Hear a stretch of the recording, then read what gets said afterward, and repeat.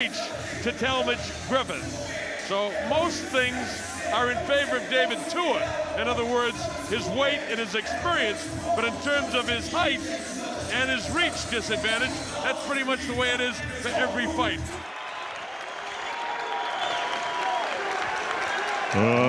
Ladies and gentlemen, good evening and welcome to Trust Stadium here in Waitakere City, New Zealand, where tonight 72 promotions in association with Cedric Kushner Promotions are proud to present Tour of Duty, 10 rounds of boxing in the heavyweight division. Sponsored by Tua Man, Lion Breweries, The Sunday News, Sky City Auckland, New FM, and TVNZ1. Sanctioned by the New Zealand Professional Boxing Association Incorporated. Ring supervisor for this bout, Mr. Carrick Belton. The three judges at ringside scoring this contest will be Jeff Belton, Bob Gibson, and Pat Leonard. And when the bell rings, your referee in charge of the action inside the ring, Lance Reville. And now, for the thousands in attendance and the millions around the world who wish they could be here in New Zealand tonight. Ladies and gentlemen, let's get ready to rumble!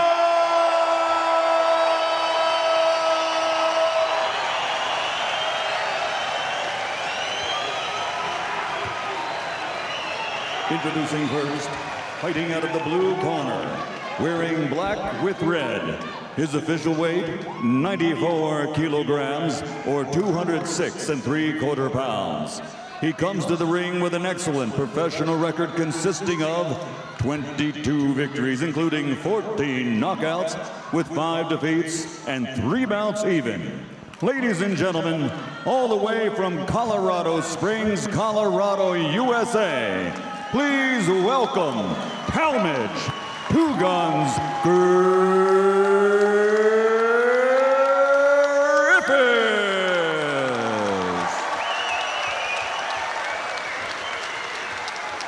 And his opponent across the ring, fighting out of the red corner, wearing black with silver.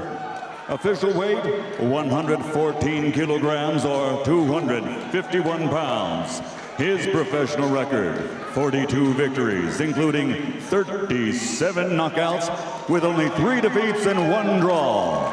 From South Auckland, the former IBF Intercontinental Heavyweight Champion, former WBC International Heavyweight Champion, and former #1 ranked heavyweight contender in the world, presenting the fighting Kiwi pride of New Zealand, Tua Man, David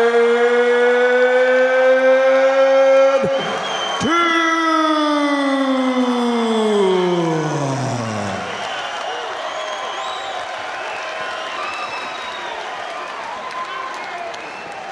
All right, so Michael Buffer has set the stage. The crowd is in a frenzy, and this is what we all came to Auckland for, to see the comeback of David Tua. You all know the history, the distractions of his contract problems, but that's all behind him now. Okay, boys, we're ready to go. From the change rooms. I'll say once again, obey my commands at all times. Touch him up. Good luck to both of you. Remember the rules, 10-point must-scoring system, no standing 8 count. There is a 3 knockdown rule. A fighter cannot be saved with the bell in any round except the final round when the bell signifies the end of the fight. Only the referee can stop the fight, and in case of an accidental foul, we go to the scorecards after 4 complete. Here comes David Tua, Talmadge Griffis in the black trunks with the red trim. David with his back to you, standing right in front of him. We're looking for the left hook to see if he can touch this guy up right away here. As David blasts to the body right away, Griffis tries to hold him off with the jab. Very calm and cool, Mike, is David so far. Well, he's been in against a lot tougher and harder punching fighters than Talmadge Griffis, but picking his punches early, and we saw going to the body with the right hand early. That is a typical David Tua move, to set up the left hook up high, but breaking him down early, and you see just the leverage he gets on that sort of leaping jab that he does, the sledgehammer jab. David showing some patience here as he waits for the opening against Talmadge Griffis. Griffis backs off, tries to stay away from him, tries to keep that jab in his face. Don't like the way that Griffis is circling to his right. He's got to keep that right hand of his up. We all know about David Tua's left hook. It's no secret. David built up a good sweat in the dressing room, but there was a lot of time with all of the festivities coming out here, so he's cooled off a bit.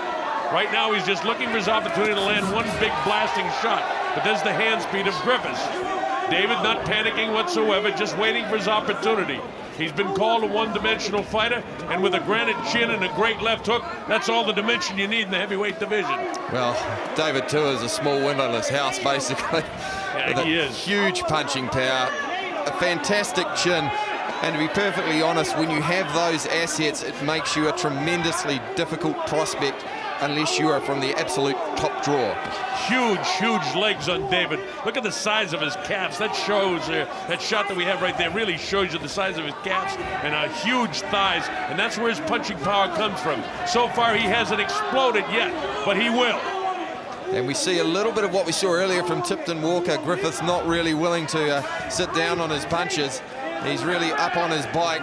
A little bit different from how he said he might fight. Earlier he indicated he might go to war with David Tua, which wouldn't have been a good prospect anyway. No, a big mistake that would be, Mike. He's got to try and get David into the later rounds and hope that David is not in the kind of condition that we think that he is actually showing, that he's in fine condition to me so far. You don't see the jaw hanging down. We're only in the first round. David opened up a little bit with that. Griffith shows his hand speed. David just trying to set him up. He's walking one way, feints to the right, back to his left, looking to land the big shot, but he's patient here with 26 seconds to go in round number one. David hasn't even opened up yet. Well, we only saw the first hint of a left hook there from Tua, really measuring his man, trying to find the rhythm. Let's remember, David has been out of the ring for 2 years now, so he'll have a little bit of ring rust, just taking time to find his range, find out where his man is at, and gauge his rhythm. He's still looking to land the big shot because that's what his most powerful weapon is, and all he has to do is maneuver as the bell ends round one.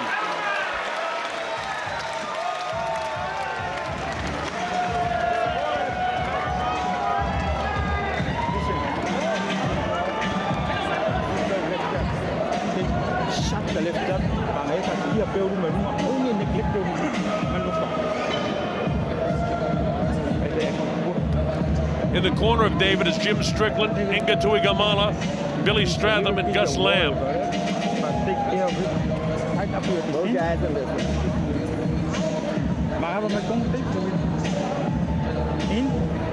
Across the way now to Talmadge's corner.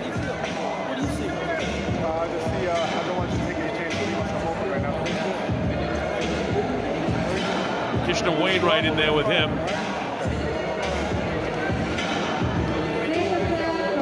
Kevin Lawler, his manager and sponsor, also in the corner with him. By the way, I gave that first round to Griffis because David really didn't do anything. All right, here we go. This is round number 2. Scheduled for 10 rounds, heavyweight division. It's the comeback of David Tua. Let's see if David is warmed up enough to open up here now, Mike. Well, already it's gone a lot further than people thought it might. To be honest, it's not necessarily a bad thing for David to do a couple of rounds. Well, I bet on a first round knockout. I've already lost. I have a lot of faith in David, though, before this is over. There'll be a knockout, folks. Don't you worry. I suspect the first really serious punch that he lands, and we've seen it against bigger and better fighters than Talmadge Griffis. You know what I love about knockout. Sorry, Mike. You know what I love about this, though, is the anticipation when it's coming in. You know, all through the call of even the Lennox Lewis fight, I was waiting and hoping that night. But here, I can almost feel it in my bones tonight in this exciting crowd here at Trust Stadium in Waitakere. Griffith's doing a good job so far. Just keeping his distance. And that, honestly, is the way he's got to fight him. It's not exciting yet. It'll get exciting when David decides to open up. But mind you, folks, David Tua is dictating what he wants to do. He's trying to maneuver this guy and get in position to land the shot. He can be conservative about how many punches he throws, because he doesn't need to outbox this guy. He needs to knock him out. Notice Griffith's right hand just drops a little low from time to time. David Tua may have an opportunity, particularly if he throws a jab, fakes the jab, and then comes around with the left hook, which is a very, very useful Tua combination. And if Griffith isn't quick enough, he will get clouted by the big powerhouse left hook of the Flying Samoan. I'm surprised that David hasn't hit him to the body, at least to let him feel the power, you know, to take some of the spirit out of him, take some of the heart out of Talmadge Griffis. David hasn't done that. He hasn't gone to the body at all. In fact, he hasn't done much of anything so far. He's waiting, waiting, waiting. There's the left hook, but that was kind of a pawing left hook from David. As Griffith's jab was a pawing jab, and as I expected, David can walk right through that jab anytime he wants. David should blast a couple of shots in the body. There's the left hook upstairs, but it doesn't catch enough of the jaw of Griffis. Caught Griffiths just moving away there on the angle. He wouldn't want to be drifting into it or even standing stationary. Just like to see David perhaps go to work with that right hand to the body and then coming upstairs. Make no mistake about it, that Talmadge Griffis is in a survival mode, and that's the way he should fight this guy. He doesn't want to mix with David. He wants to stay out here, never wants to enter the kill zone unless he's throwing, and then he better get out of there. And he's fighting a perfect fight so far because he's winning the fight. He won the first round based on activity, and he's winning the second round based on activity. Well, the book on David Tua has always been the same. It's no secret. David can be beaten and frustrated if you keep him on the outside, but very, very few fighters have been able to do that. And Griffis won't be able to keep him on the outside. When David dictates it's time to mix it up and he wants to go, he'll be able to come right through that jab. The bell ends the second round.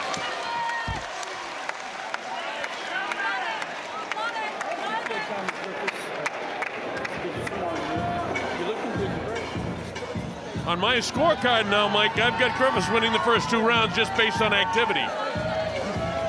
Yeah, I think you're right.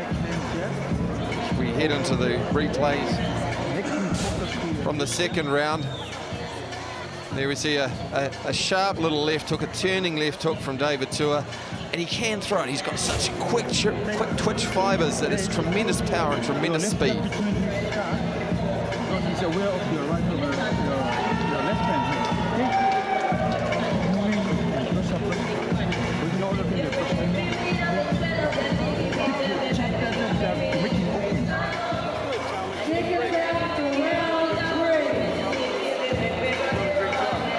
All right, we're coming up to round three. The Colonel Bob Sheridan here with Mike Engove.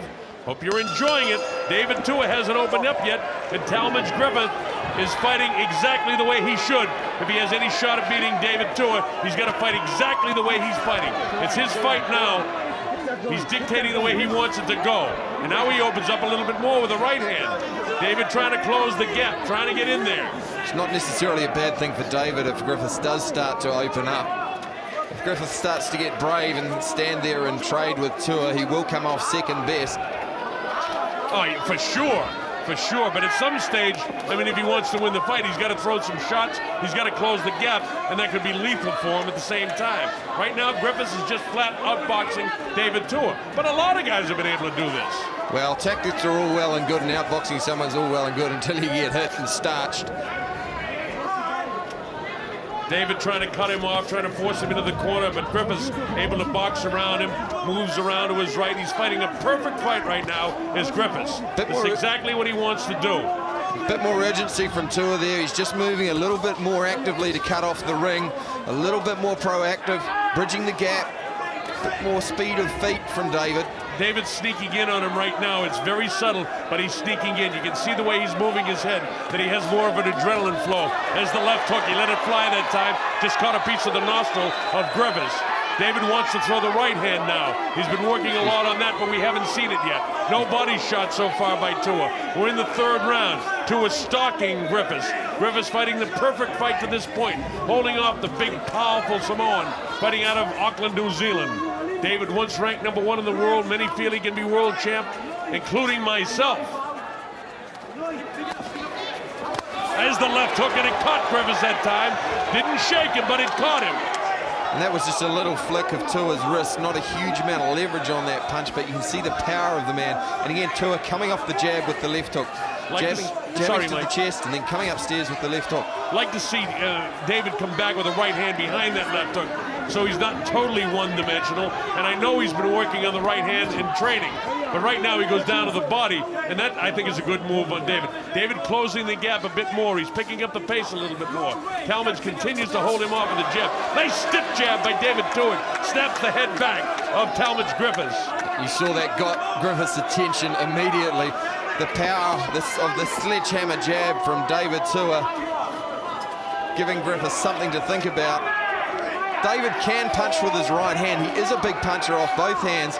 It's just his leverage tends to set himself for the left hook, but when he does throw the right hand, he becomes twice the fighter. Well, he just threw his first right hand of the fight, caught a bit of the elbow of Griffis, but he threw it with real bad intentions, and he needs to do that more. He's going to bang the body of Griffis a couple of times, and those hands will come down as his elbows will try to protect his body. But David right now is doing pretty much what he wants as the bell ends round number 3.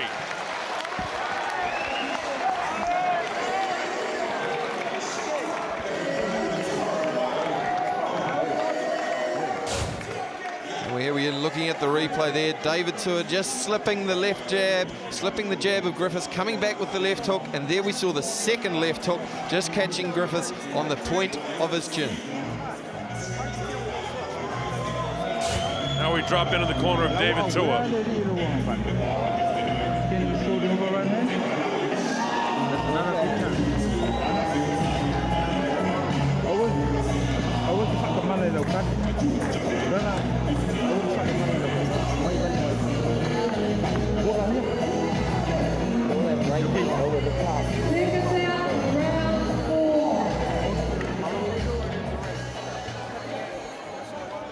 We're all set for round number 4. This is a place where I didn't expect this to be, but that's the way David Tuitt wants to fight this fight. Evidently, he wants to get a little bit of work, testing the man, see what he can do with Talmadge Griffis.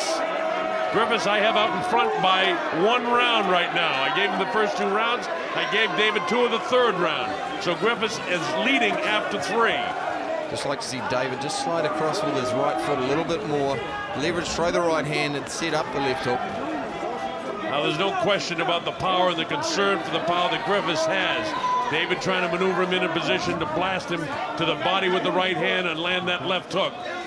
And David, again, you can see in the movement in his upper body and in his head that he wants to kind of pick up the pace. Loads up the left hand, and that time he threw the right hand behind it and caught a good part of the body of Griffis. Well, that was good work from Tuitt. Didn't just throw the single punch. Came back with the right hand, and that's really the trick for David Tuitt. Has to throw in volleys. Yeah, that's a nice switch up, something I haven't seen. There's the left hook again, backs off Griffis. So David wants to pick it up here in round 4. And, you know, when you see his head moving back and forth, Larry Holmes is a guy that fought like that, too. Start seeing that head move back and forth. You know he wanted to pick up the pace. That's the feeling I get in the eyes of David Tuitt. There's just the sense of inevitability about this fight. David Tuitt seems to be controlling the rhythm, controlling the action. And just when he wants to pick it up, he can hurt Griffiths. Well, Griffiths is not doing the boxing he did in the first 2 rounds. He really looks like a kind of a deer in headlights right now. He doesn't want to get clipped by the heavy shot of David Tuitt. And see, now he's making a mistake. He flattens out his feet. Now he throws the punch and gets David back out of there. But he cannot allow David to back him into the ropes and stop. As soon as he feels those ropes on his back, he better slide down the ropes, because it is just a matter of time before Tuitt catches him. There's the left hook. And he's back up against the ropes again. David touches him up with the left hand. Just measuring with the left hand. He's not really planning the jab. He wants to throw the right behind it. He's closing the gap. He misses with the left hook that time. David's missed the left hook now on 3 occasions in this fight. I'd like to see him just string on the right hand behind the left hook, because Talmadge Griffiths is just pulling his head back out of the way. If David could follow up with the right hand, then his own left hook to follow that, he could actually catch Griffiths. Mike, when you get in there at the end of the fight, you're going to interview David. Should he knock him out? Ask him if his fight style was to just get some work in and test and maneuver him around. I'd be interested to know that, because he's fighting like a guy that wants to pick up the pace now, but almost like he was toying with him like a cat with a mouse in the first couple of rounds. Caught a good piece of him that time. You start to see Tuitt just moving his head a little more, slipping under and countering with the hook. When David Tuitt starts to move like that, you know he's beginning to get set. Notice that Griffis is not planting the jab anymore. David's making him miss, and David is getting more and more accurate with his shots. As the bell ending the 4th round, that's a good 2 around.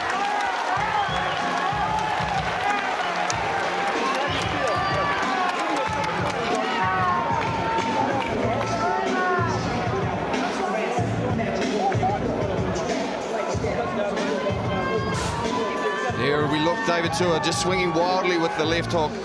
Griffiths just pulling his head back out of the way, doubling up with the jab, following with the left hook. David Tua catching a piece of Talmadge Griffis, and again just catching him drifting away rather than full on into the punch. This Griffis corner, you see him with the end swell of the right eye. So that left hook is beginning to take some sort of toll. Nobody's been down so far. Nobody really shaken.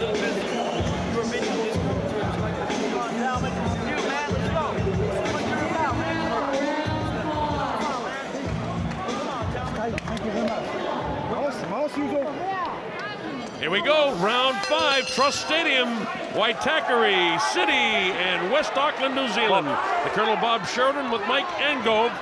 Our principal is, of course, David Tua from right here in New Zealand via Samoa against the American Talmadge Griffis, a journeyman fighter who's hanging in there through 4. We're in the 5th round.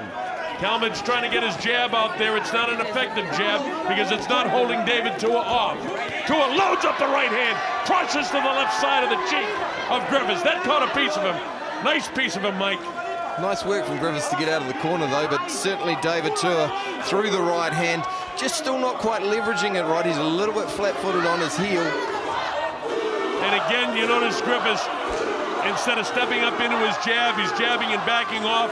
That's a defensive jab. That's not an offensive jab where he's trying to set up his right hand behind it. David knows that. He wants to come right through that jab. And also, I get the feeling in my mind that David's had enough of messing around with this guy. He'd like to finish him off here. There's the uppercut. There's the left hook. He's got him staggered. He's got him staggered just a bit.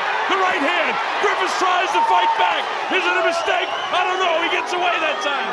Well, he was certainly wobbled, Talmadge Griffiths. He has felt the power of David Tua for the first time, and there he doubles up again with the left hook. All right, David now wants to finish him off here in the 5th round. He's had enough of monkeying around with this guy. Let's see if he can do it. There's the left hook. Crunches to the right side of the skull again of Griffis. But Griffis stands in there, making the mistake of putting the back to the ropes. Here comes David in to try to finish him off. Where's the right hand, David? He doesn't let it fly. He lets Griffis off the hook. Has the left hook. Right hand behind it. David's all over him. He wants to finish him and can't catch up with him. Well, David's just getting a little frustrated. He knows he's got a piece of him. He just needs to set his feet a little bit better. Display some of the patience he had earlier. Griffiths still pouring away with the jab. But David's power did stagger him here early in the 5th round. David hasn't been able to catch him real cleanly since, but he's turned it up a notch. You know he wants to finish him here. Tua coming forward, pouring to set up the right hand or that left hook again.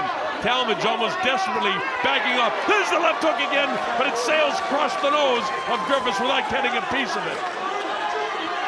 David bounces forward this time, trying to set up another power shot. Griffiths just getting a little bit confident inside there, even though he's still backing off. He's turning Tua quite often, which isn't a bad tactic.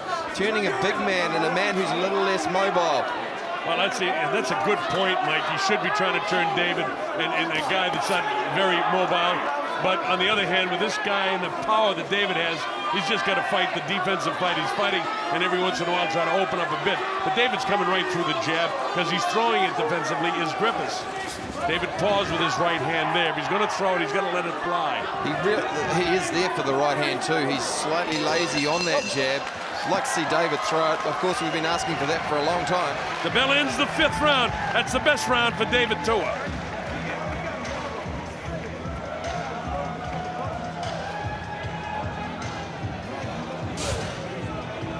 Fifth round's a good round for David Tua. There we see him just backing him up, faking with the left uppercut, clipping him with the left hook. Griffiths' hands all of a sudden come up high. He's felt the power. The right hand over the top. And there we see Griffiths again clipped over the ear with the left hook of David Tua. And just David just getting a little bit frustrated there. Just losing his balance as he chased Griffith across the ring.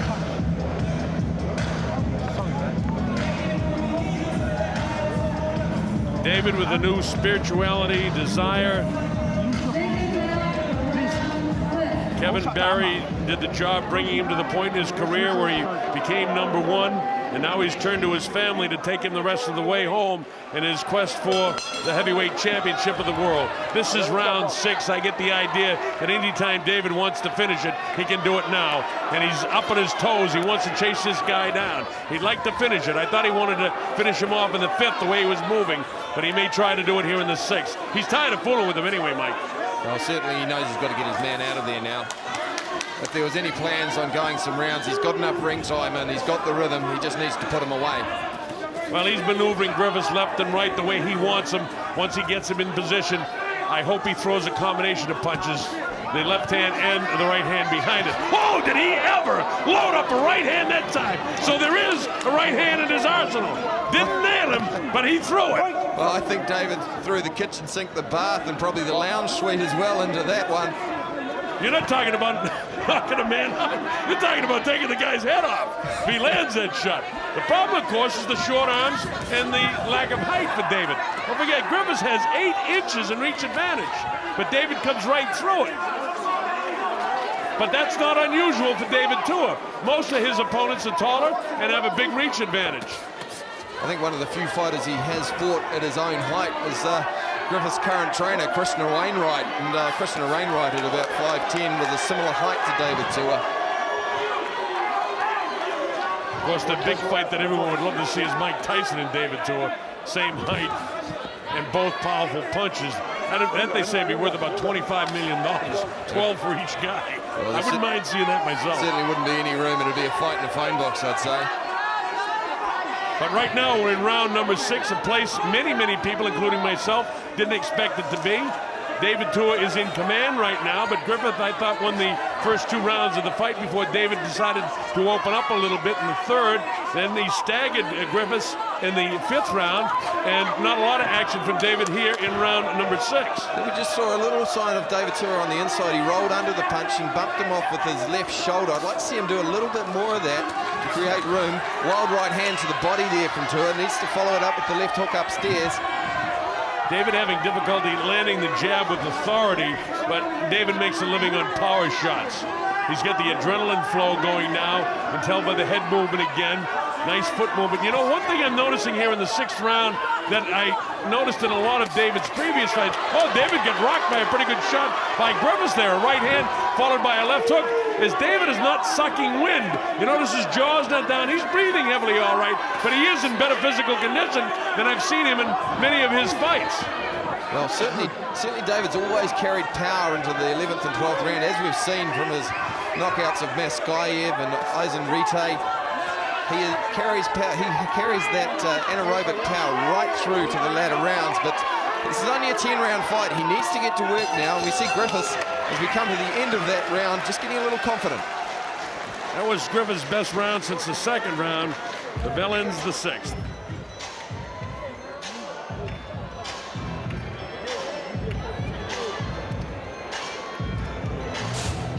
Here we have a look at David, just setting up now, just setting up Griffis for something, and there we go, the kitchen sink, the bath, and probably the car as well, and a nice right hand left hook that momentarily looked like it wobbled David Tua from Griffis.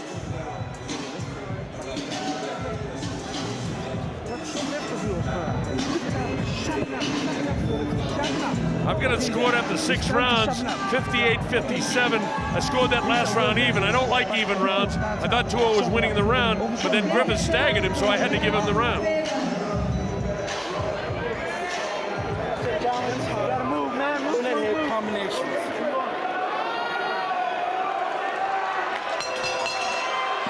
As we head into the 7th round, we heard Krishna Wainwright saying to Griffis, you got to move, man, move. And that's the book on David Tua. He has to keep moving. As soon as he stops, he becomes a target. David trying to pick up the pace now. You see how quick he is on his feet right now. He doesn't want to drag this thing into the 8th, 9th, and 10th round. He wants to take this guy out soon.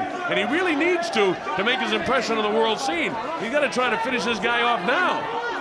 The jab won't hold him off. David can come right through that, but I think he needs to blast some more shots to the body, soften Griffis up a little bit more, and then try to finish him off. You just see David just a little bit off balance, probably signs of being out of the ring for a little while.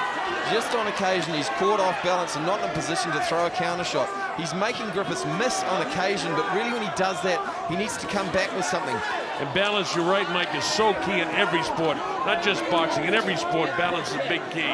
And David, when he throws his left hook with a lot of power, in the case tonight, his right hand, you saw him fall forward and almost go through the ropes there a couple of rounds ago. But David, he's fooling around with this jab of Griffis. He should just come right through it. And he's got a blast to the body.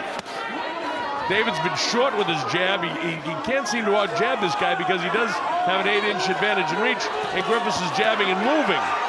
But it doesn't measure well for David, by the way, you know, to be just doing so-so against a journeyman fighter. I want to see him blast him out.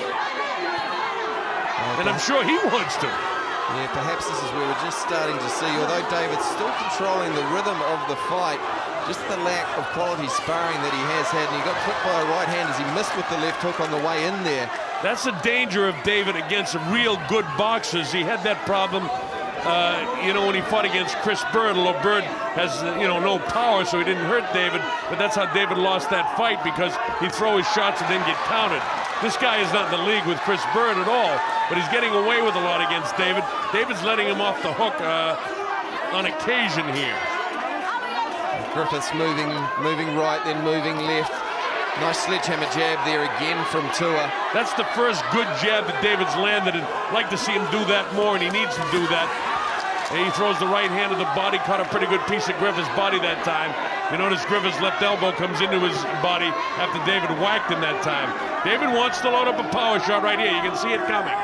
He's planting his feet, getting his legs ready, getting ready to turn his hip over. There's the left hook, the power shot, makes him miss. Now there's an opportunity there when a guy throws a right-hand power shot to counter him with the left hook, but David wasn't in position to do that. It's easy from down here to pick that up, but it's much harder when the guy's in front of you. Yeah, that's right. Sometimes it's easier talking about it than do it. Oh, and there we see the left hook. Left hook, right hand catches him. He's got him in trouble now. Griffis trying to hang on. Here's David with all the power, trying to finish him up. How has Griffis stood up against the power shots? Left hand, right hand. He was ready to go at the bell, but at no time did David drop him. He staggered him, and he staggers towards his corner. That's what the crowd came to see.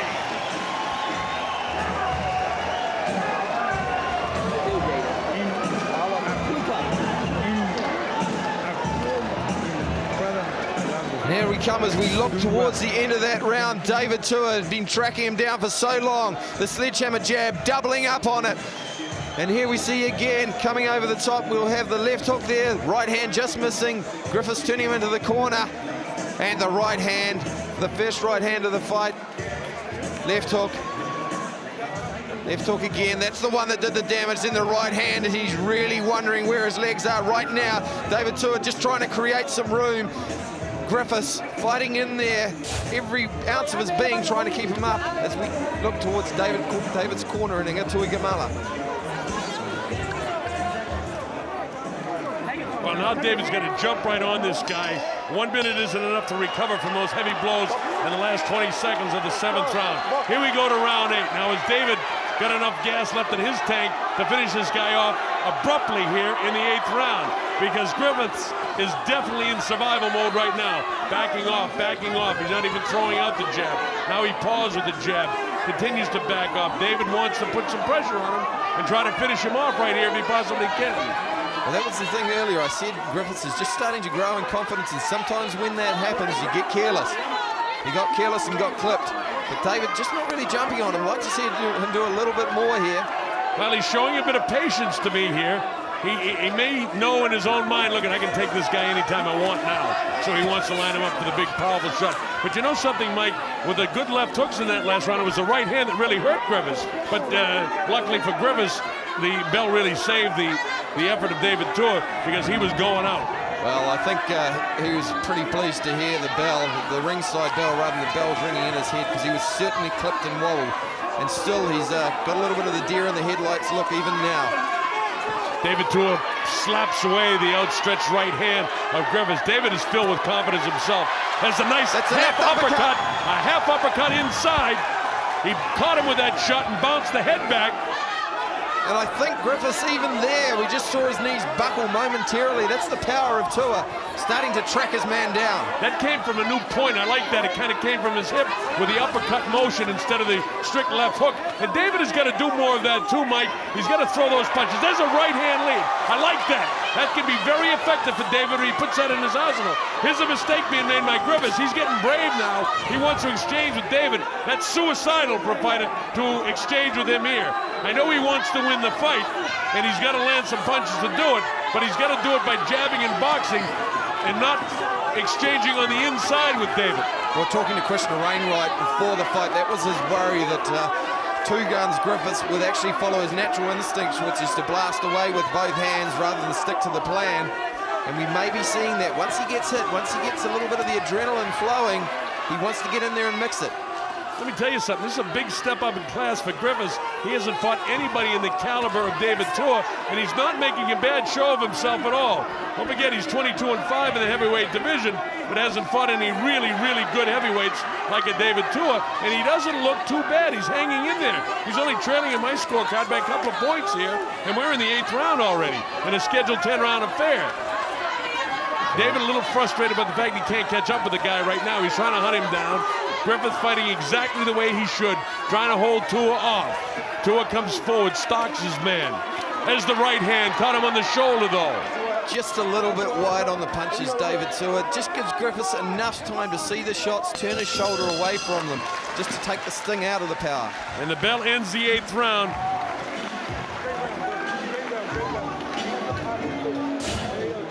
Well, here we see Tua just going with the left hook and the uppercut that momentarily buckled Griffiths' knees, but he came back well from that. And the right hand lead from Tua, catching Griffiths, drifting into the right hand.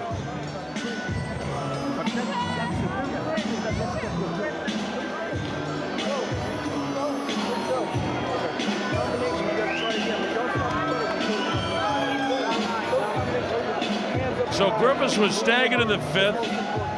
He rocked Tua in the 6th. Then he was staggered himself with a 3-punch combination of hooks and right hands in the 7th. And then that uppercut that Mike just described for you in the 8th. And Tua is out in front of this fight 78-75. But believe me, David doesn't want to win this by unanimous decision. He wants to knock this journeyman fighter out. For Griffiths, this is a turning point in his career if he could go the distance with David Tua. There's no disgrace for him to go 22-6 with a 10-round loss to David Tua, and that may be his mindset right now. Certainly he'll secure himself a couple more paydays as the man who went the distance with Tua, but that's yet to happen yet. And a left hook that did start to land cleanly there, just went over the top of the glove. Now I get a sense of urgency again from David.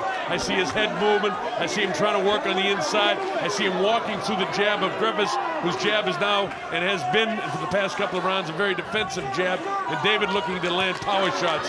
He throws kind of a tentative right hand, but there was nothing tentative about the left hand. It just didn't catch him flush. And Griffiths, as a matter of fact, countered right back with a right hand of his own. Now look at Griffiths getting brave as he pushed Tua off. Digging two-handed to the body, but with David throwing the right hand, it set up the left hook. Another significant factor is the conditioning of Tua. He's not sucking wind in the 9th round. He's breathing comfortably. He's a little gassed, but there's a lot of power here in the late rounds of David Tua. He's in good physical condition. His timing is just slightly off, and that could be the 2-year layoff. I didn't think it would make any difference for David because of him being, the dimensional fighter that he is with the left hook. I've seen more right hands, which I like. But I just expected he'd eat up this journeyman fighter who has gotten brave as this fight has gone on. Kind of like Leon Spinks against Muhammad Ali in the first fight. Well, we talked about that in the press conference as well. Leon Spinks in that first fight. And there's a left hook. I think that wobbled Griffiths momentarily there. He certainly looked starry-eyed. Yeah, he's starry-eyed all right, and his heels are very heavy. David may have caught a bigger piece of him than we thought there, Mike. He looks very heavy in the heels right now. His knees seem to be all right. He's hanging on to David. Lance Revel really hasn't had to do too much to separate these guys. They've been winging away pretty good. By the way, this is a very entertaining heavyweight fight. A very good pace, a fast pace, and that again goes to the credit of the conditioning of David Tua, which is noticeable from my standpoint watching David in this fight. That time, Griffiths blocked the left hook of David. as I said earlier, if Griffis starts to get tired and try and fight on the inside, that may not be to his advantage against David Tua. His range will go, and he opens himself up to make a mistake. The problem is he can't, fighting defensively like this, win the rounds. He's only 3 points behind. He needs to win this round, and he's not going to win this round because David's landed too many shots. There's a nice stiff jab by David. Where's the right hand behind it, though, David? You got to think of punches and bunches, and David, throws an awful lot of single punches throughout the course of his career. Tonight, when he threw the left hand and then the right hand behind it, was a right hand that really staggered Griffis back in the 7th round, and as well as in the 5th round. I think David is just starting to eat him up a little bit. The thing about David that you often don't realize, he does throw hard upstairs, but downstairs, if you come to the end of that round, he also has some sting. So 9 is in the book.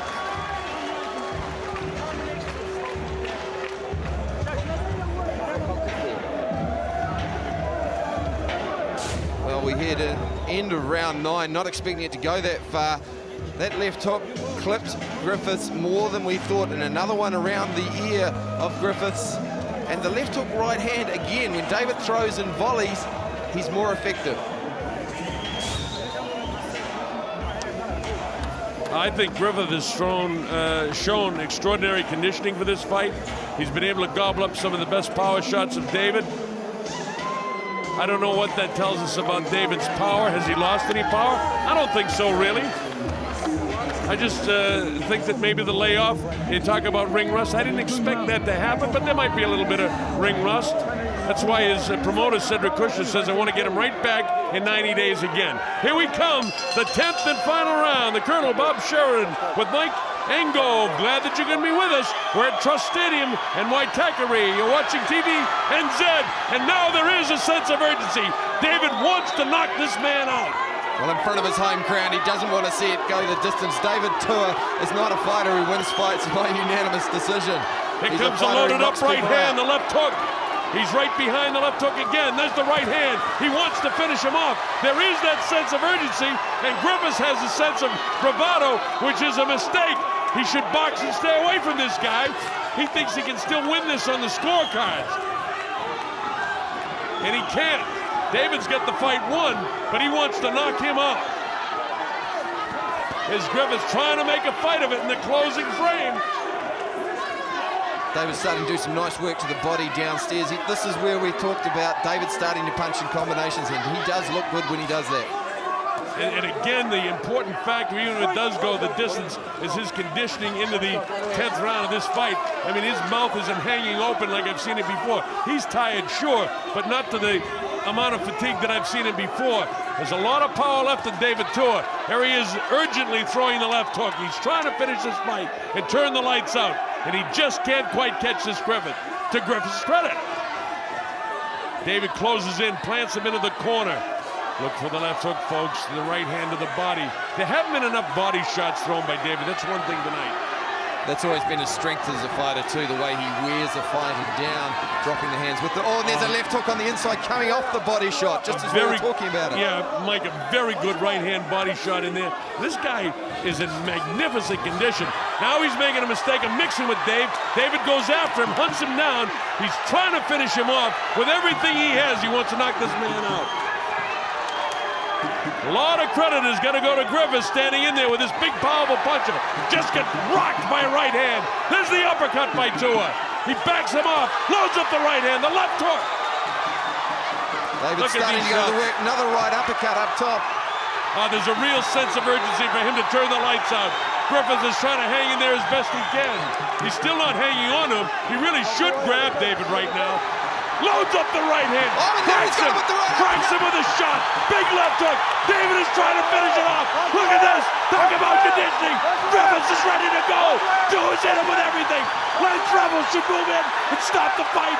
1 or 2 more shots. That's it. It's all over. It's a 10th round technical knockout victory for David Tua. He did it. What do you want to do? Mike, how about that? David Tua, the final round of the fight. Have we seen this before from Tua or what? And in front of his home crowd, to be honest, Bob Sheridan, that's as good a result as we could want from David Tua. Even though he didn't look sharp, he got some rounds in. Hey, don't forget to ask him now, did he want to go the rounds? Did he want to go the rounds? I want to know that myself. Well, what a finish there from David Tua.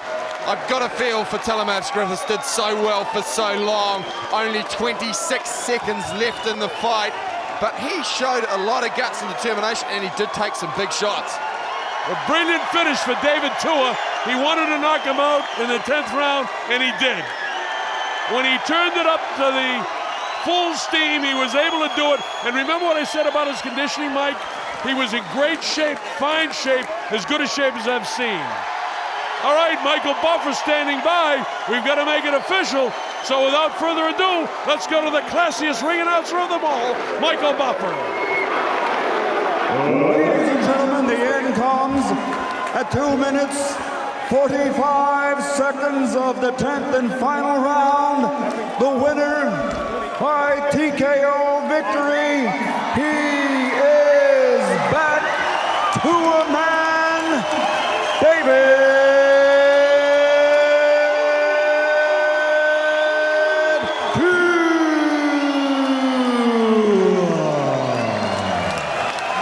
Question marks as the fight went on, but it ended in a brilliant victory for David Tua. It came like a bolt out of the blue. At about 2:45 of the 10th and final round, when Tua decided to turn the lights out, he did it. And Lance Revel didn't want him to get hurt. Applause for the game effort for this young man from Colorado Springs, Colorado, USA, Talmadge Griffis. An extraordinary effort by Talmadge Griffis, whose stock in the heavyweight division has gone way up tonight. You're going to see Talmadge Griffis more. If he can last into the 10th round with a big banger like David Tua, Talmadge Griffis, who moved up in class tonight to fight David Tua, will get an opportunity against more ranked heavyweights, which I'm quite certain will get him ranked. That was a brilliant effort by Talmadge Griffis against one of the heaviest bangers in the entire sport of boxing. Now my man Mike Engove has gone in there, and momentarily he will have David Tua. And here we go. Here's Mike with David. Congratulations on your fight tonight. 2 years out of the ring. It's been a long time. How does it feel to be knocking people out again? All glory to God for this great victory. Brother, it's been 2 years, but it's like riding a bike again, you know. You'll fall off it, but, you know, you got to get back on it and have another go. It looked like for a while there you were having trouble tracking him down. Did you feel any ring rust there? He certainly had his running shoes on for 10 rounds. Well, I have to give it up to him. I thank you for giving me the opportunity to come out and display talent, but more importantly, I thank the supporter for coming out. It's been a tough 2 years, but, you know, people's generosity throughout those tough times, you know, I'm grateful for it. And of course, what the people want to know is what's next for David Tua? What are the plans? What do you have in mind? Well, today was a very special day. It's my youngest boy's birthday. Nana, happy birthday, boy. He's 7 today. And I thought I was going to finish in the 7th round. But anyways, a good victory is better than not having a good victory. Well, congratulations on another late round KO victory to David Tua. We just go over to Cedric Kushner. Ladies and gentlemen, Mr. David Tua. Ladies and gentlemen,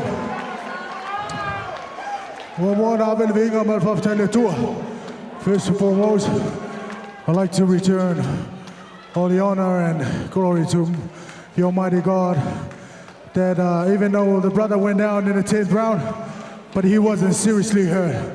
So let's give him another round of applause, please, ladies and gentlemen.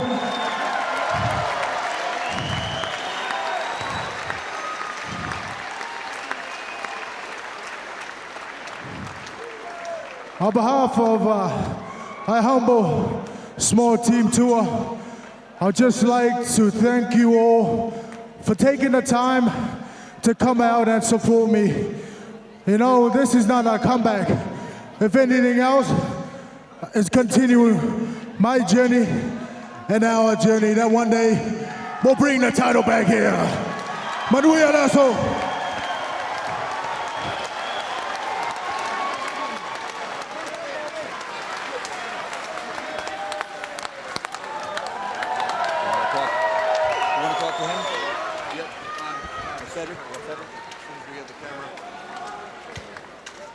That's David's wife, Albina, there in the green dress. Of course, she's thrilled.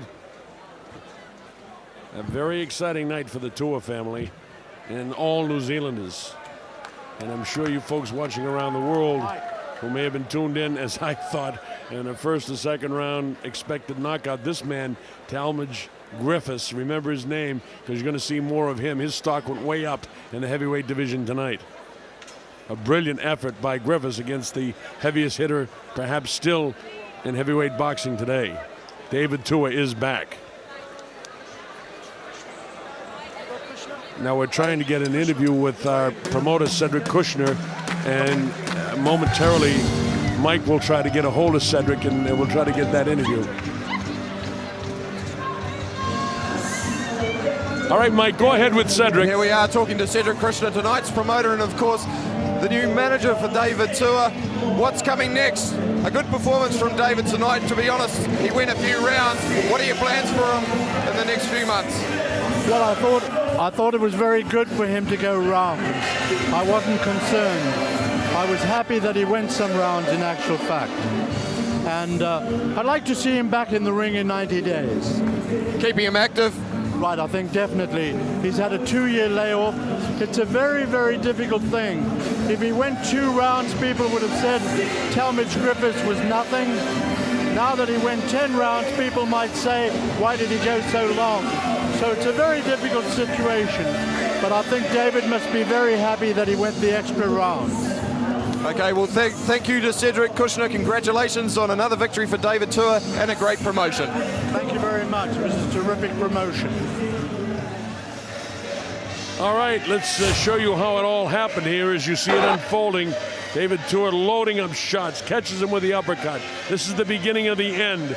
Griffith tries to fight back gamely, but look at the assault in the final round by David Tua. Look at the clean shots. There's about 5 or 6, and you see Lance Revel wants to move in, but he's giving him every opportunity to hang in there.